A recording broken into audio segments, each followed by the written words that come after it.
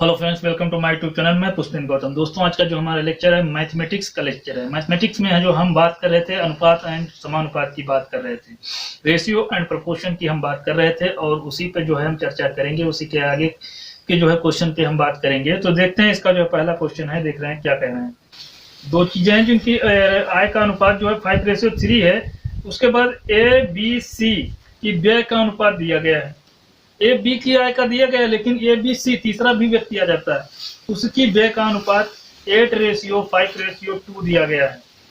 यदि सी की व्यय 2000 रुपए है, सी की व्यय जो एक प्रकार से 2000 रुपए है, तो बी की बचत जो है 700 है।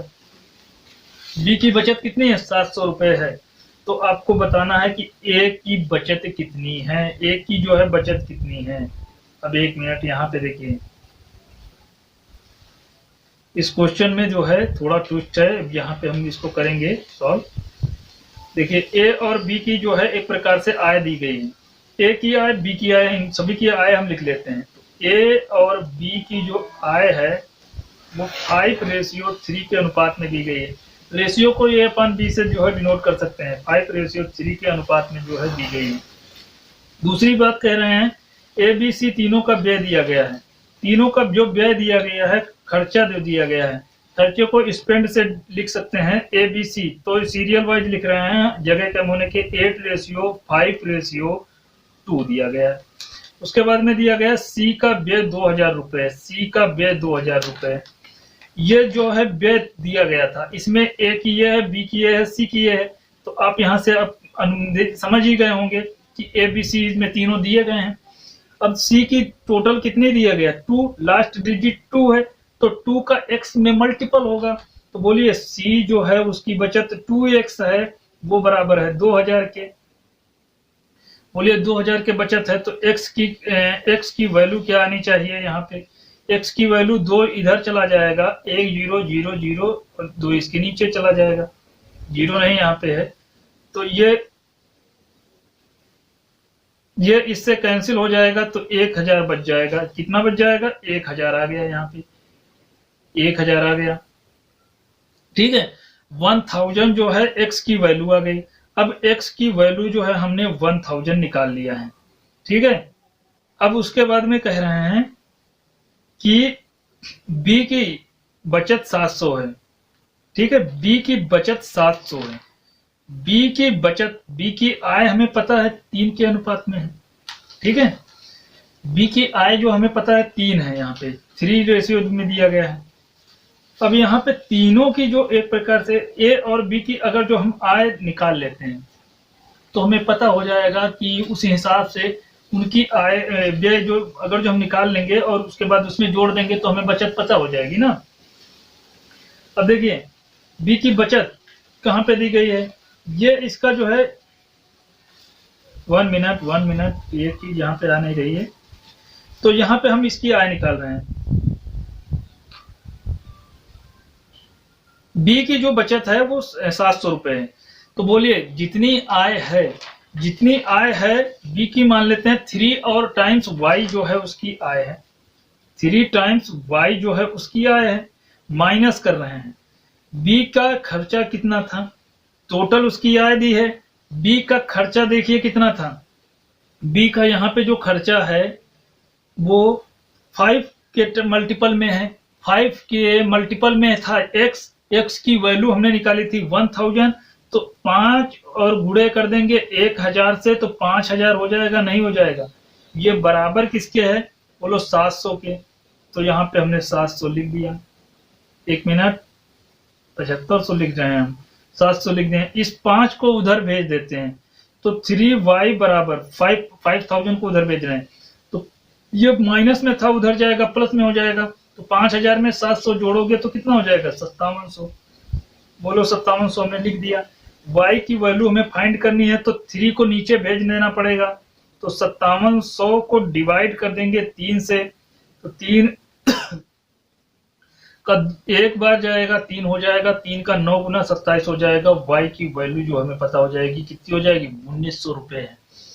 y की वैल्यू जो है 1900 रुपए है। a की बचत बता रहे थे कितनी है। a का खर्चा हमें पता है 8000 है, 8 है यहाँ पे, तो 8 का मल्टीपल होगा तो 8000 हो जाएगा।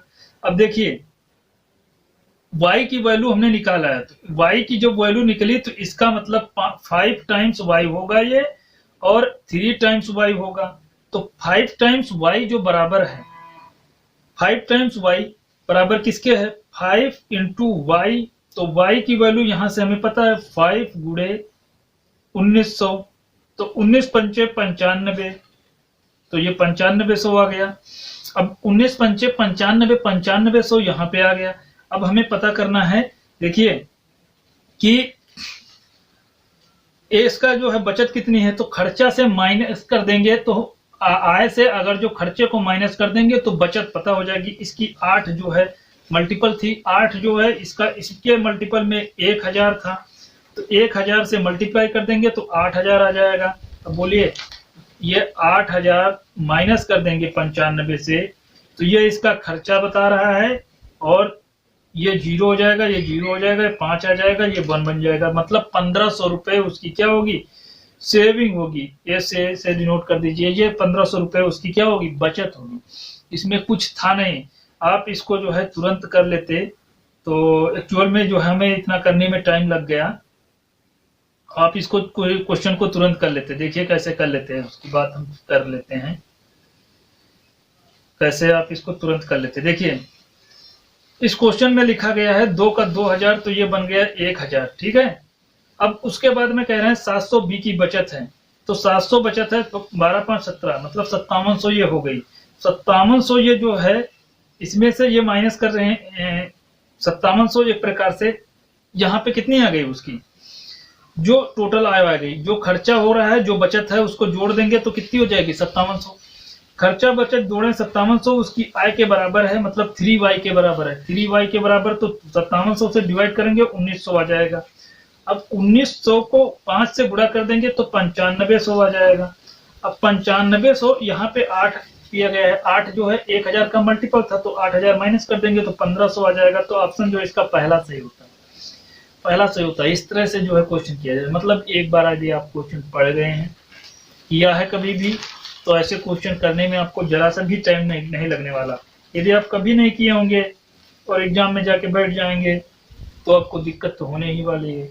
तो ये चीज हम आपको यहाँ पे बता रहे हैं। एक अगला क्वेश्चन देखिए, एक ही तरह के काम करने वाले 3 दलों हैं। एक ही तरह के काम 3 दलों को एक ही काम सौंपा जाता है, और दलों के व्यक्तियों की संख्या का अनुपात जो है इतना इतना इतना दिया गया है, 3:4:5 में दिया गया। उनके कार्य पूरा करने के दिनों की संख्या बताइए। व्यक्तियों की संख्या का अनुपात दिया गया है, कार्य करने के जो है दिनों की संख्या आपसे पूछ रहे हैं। बोलिए व्यक्तियों के जो एक प्रकार से उल्टा कर देंगे तो कार्य पूरा करने के जो एक प्रकार से लगे दिनों की संख्या आ जाएगी, ठीक है। व्यक्ति जितने होंगे, मान लिया एक व्यक्ति जो है किसी काम को,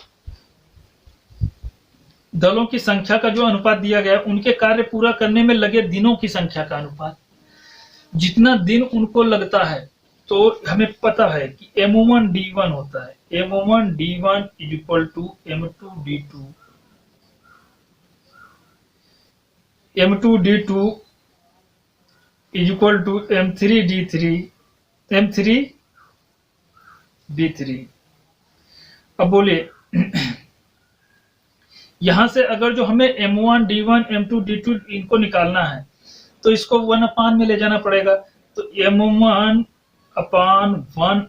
D1 बराबर M2/1 D2 बराबर M3/1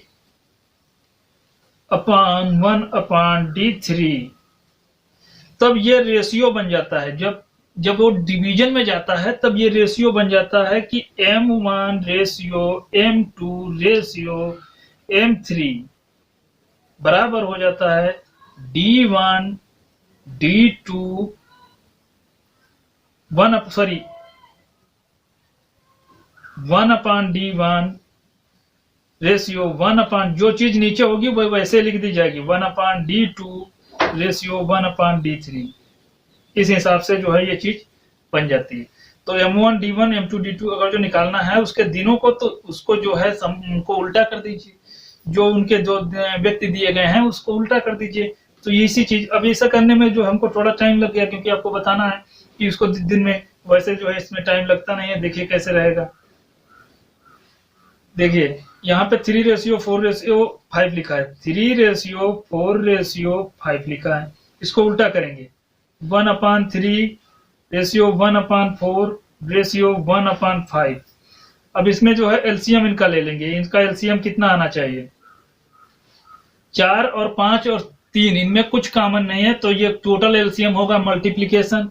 4 पंजे 20, 3 60, इनका एलसीएम होगा 60 से इसमें गुणा कर दीजिए, टोटल से 60 से गुणा कर देंगे तो 60/3 आ जाएगा।